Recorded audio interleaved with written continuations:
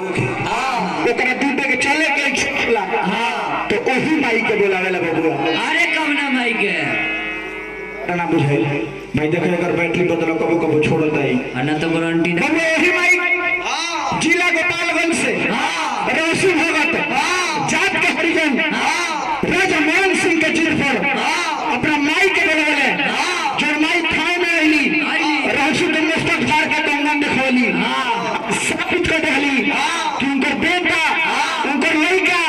चाहे जौन भी परिस्थिति होके जौन भी स्थिति होके अगर दिल से अपना मतारी से प्यार कर सके तो मतारी ओकरा खातिर जरूर रही है वही माई के बबुआ बुलावे के बा। अरे कवना माई के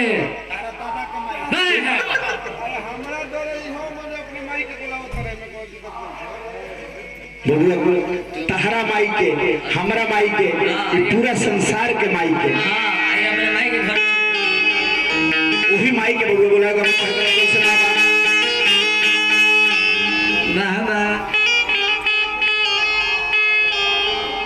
मंट भैया कोई नहीं कहा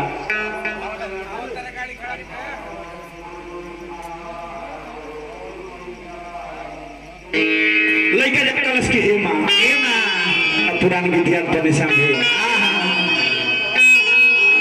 अरे की हाथ जोड़ी पाहव परी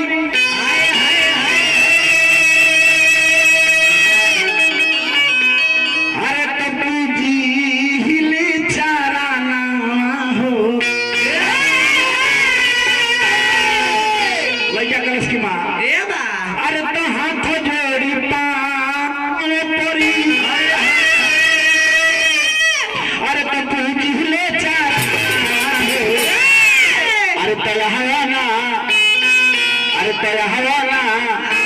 अरे तयहवाना ये माई हो गई ये माई हो गई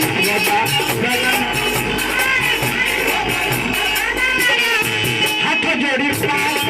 हिले चारा ना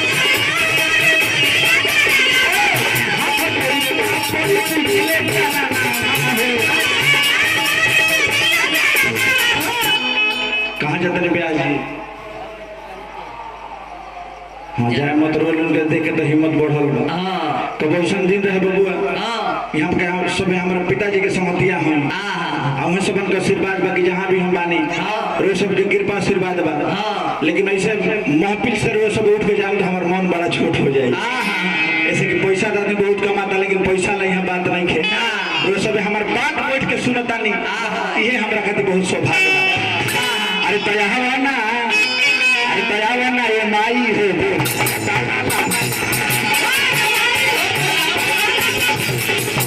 ये माई हो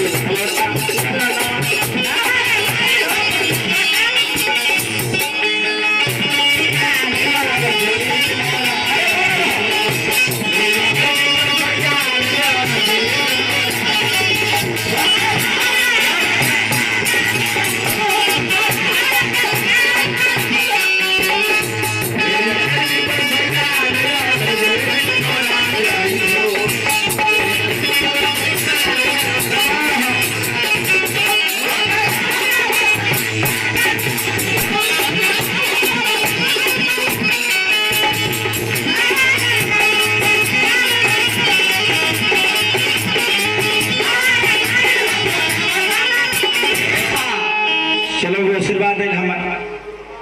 बड़ पाहन भिखारी गिर जी का 2000 रुपये का पुरस्कार है परमेश्वर से प्रार्थना नहीं हो रहा करो जाना खजाना से पैसा लू खजाना को खाली मत हो महादेव महेंद्रनाथ से नहीं हो रहा करो गुहा के दाई देसी सब उनके पूरा परिवार पर बनल रहे ऐसे कि वो सब खुश रहे तो हम खुश रहे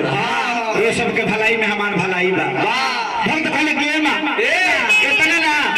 तारा बारे में और कुछ सुन ले बारे तहार दया जकरा पे हो जाला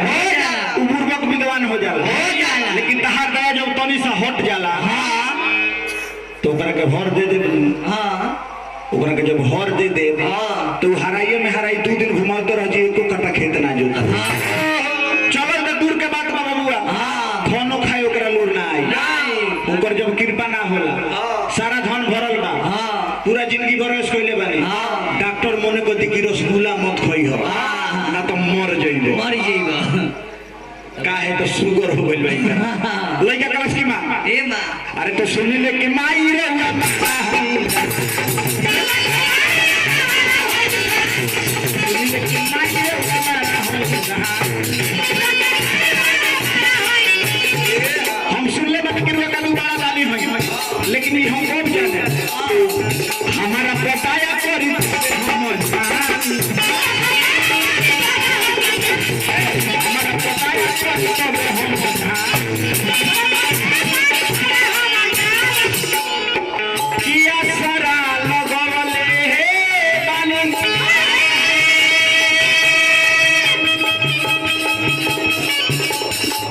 चलिए पुरस्कार है हमारा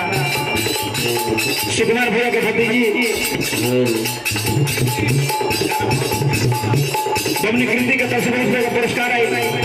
लड़किया के साथ पैसा नहीं लेवे के चाहिए अच्छा काहे के लेने हैं भोरे मिला के दे दिए कुछ चल रहा पुरस्कार है महादेव से प्रार्थना करके डोमनी पढ़ लिख के अपना परिवार गांव जवार के नाम रोशन करो पढ़ लिख के प्रतिभा सिंह पार्टी के जगह पर जाकर विराजमान हो बस लइया कहता कि मां हाथ जोड़ी बात करी पूछले हाथ जोड़ी बात करी पूछले